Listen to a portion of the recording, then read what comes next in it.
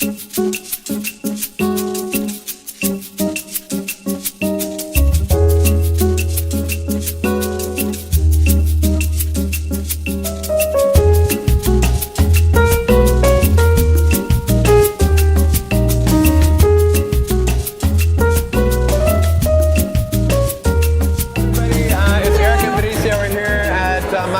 downtown LA, and we're celebrating National Tequila Day.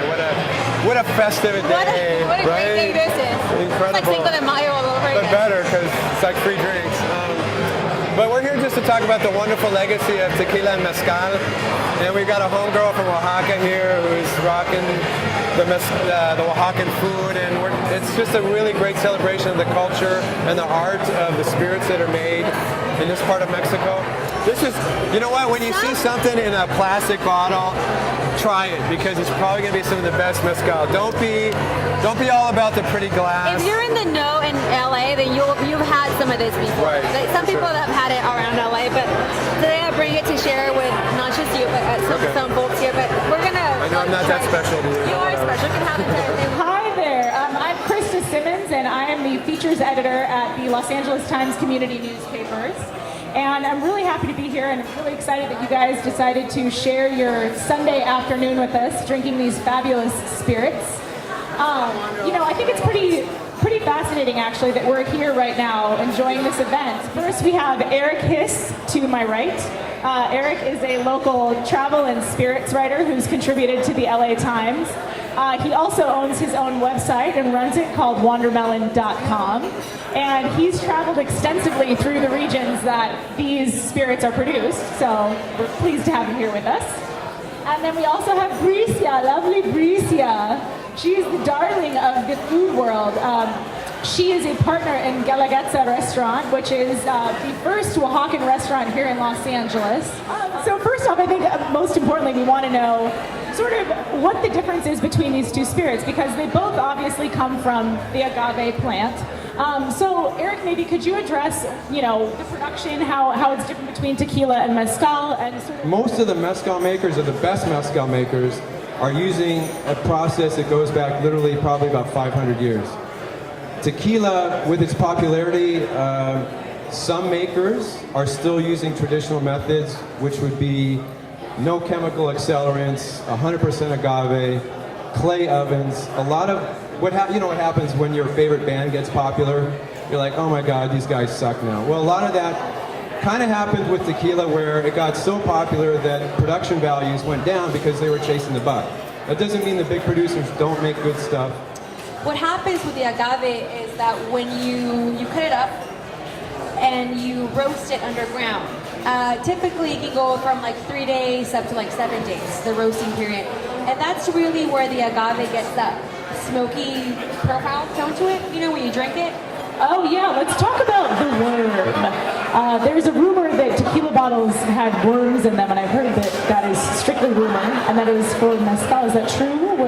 If you see mezcal with a worm or a scorpion or a tarantula or whatever you have, it's a cool marketing gimmick, but it speaks nothing to the tradition. But it's all good. It was a guy in the 1950s in Mexico City who did it. I brought one with a scorpion today. Cool, we love that. So you guys can see it. And I'm going to talk to Tim. He's with Corrido Tequila. They're based in Scottsdale. And I'm going to ask Tim a few questions about what they're doing here, because I tried it and was actually pretty darn impressed. So, Tim, should I try one of these? Which one do you recommend I start with? I would actually start with the Rosado. Okay. It's aged for about 6 months. Okay. It starts out 3 months in Jack Daniels barrels, and then it goes into Maker's Mark barrels for 3 months. Okay, I was talking with him a little bit earlier, and he was mentioning it. This is a single estate. They're getting all the agave from a single place, which is always a good sign that people are doing it right. Great color on this one, really nice. Like a honey color.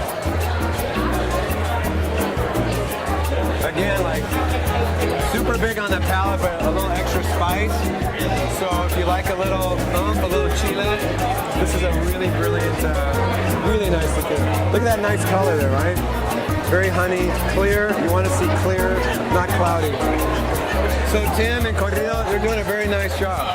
Cheers, salud. I wanted to come here and talk to Mark of, he's representing Herradura and what else?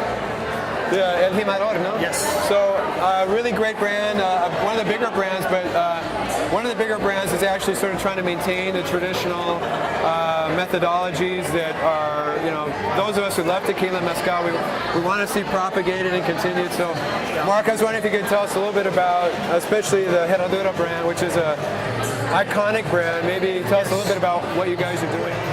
They say for every year that we age in Mexico, it's the equivalent of aging 7 years in Scotland. Like a really butterscotch, but very super mellow, not like it's all very round and complex.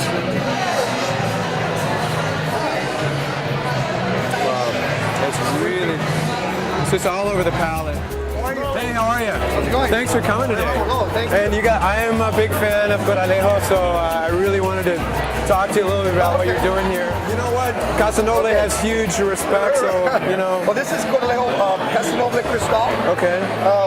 We come from the town of Tequila, Jalisco. We're all You guys are right in the town. Right, So, of course, Tequila got its name from the town of Tequila in the state of Jalisco, which is the motherland, you know. Right. So we're right in the heart of Tequila, Jalisco. Right. We're 100% blue agave. Okay. This is Casa Noble is the first tequila company to do a triple distillation process. So triple, that's unusual. Most tequilas twice distilled. Right. All twice distilled. So both of these brands have a great reputation. All the aficionados love Casa Noble. There you go. Right.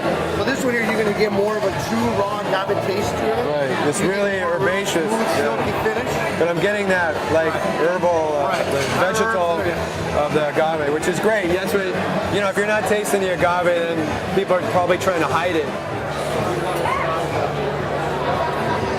Wow. Like again, it's like It opens up. kind of gets the whole palate the whole way back, and beautiful, man. Really nice. Well, that was a nice discovery.